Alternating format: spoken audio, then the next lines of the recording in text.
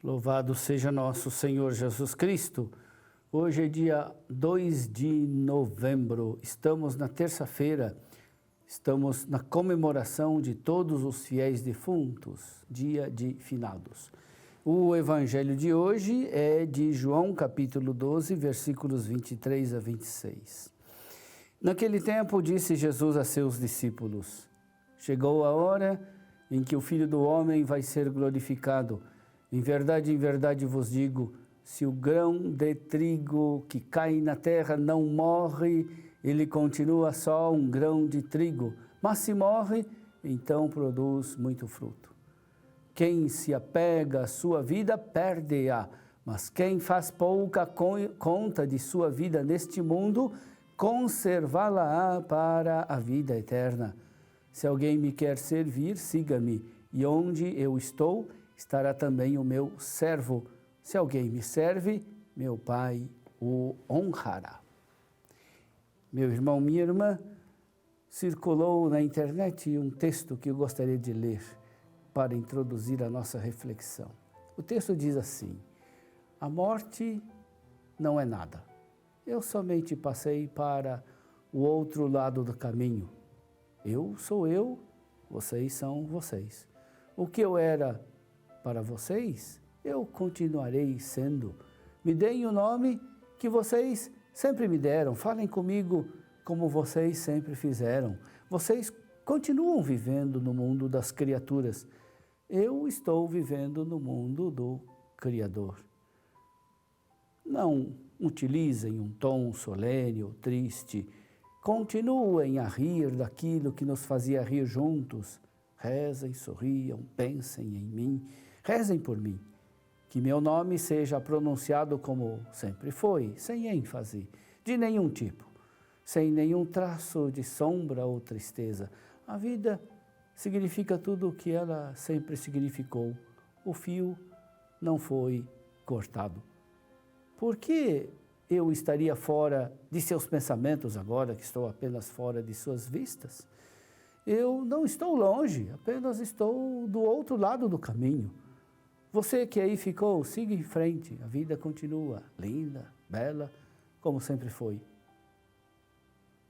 Meu irmão, minha irmã, a morte não é nada?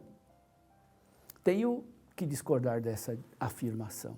Sabemos que nossa vida é mortal e finita, que a morte está inscrita na nossa condição e que deveríamos achar a morte natural, como comer, beber, nascer.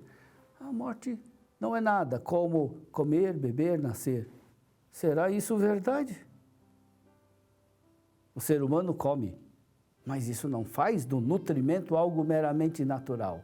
Pelo contrário, o ser humano cercou a alimentação de elaborações, criatividade, ritos que a transformaram em arte, cultura, confraternização. Em torno da mesa, os amigos se tornam ainda mais amigos. Os inimigos podem se reconciliar. Os pais se doam aos filhos e estes os acolhem com gratidão.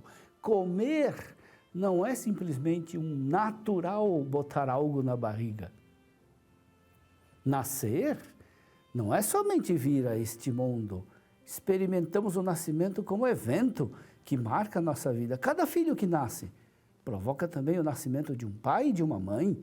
A criança empurra os pais para a maturidade, uma vez que a partir do nascimento eles não se preocupam apenas com a felicidade própria, mas se tornam responsáveis pela vida de um terceiro.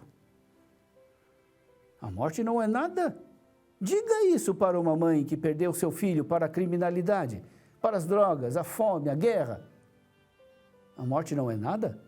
Diga isso para as pessoas que perderam os pais idosos, familiares e amigos para a pandemia e que não puderam se despedir deles com um funeral. A morte não é nada? Diga isso para Deus, que não poupou seu próprio filho, a fim de que nós pudéssemos ter vida. Na celebração da paixão, caímos na conta da presença ainda lancinante de todos os sofrimentos da humanidade, das trevas que cobrem o mundo atual, da solidão, dos que foram esquecidos e deixados para trás. A morte não é nada?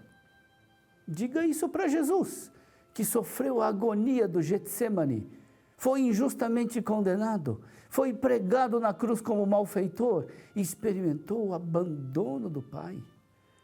A paixão de Cristo ainda não terminou, por isso não tenho como concordar de que a morte não é nada.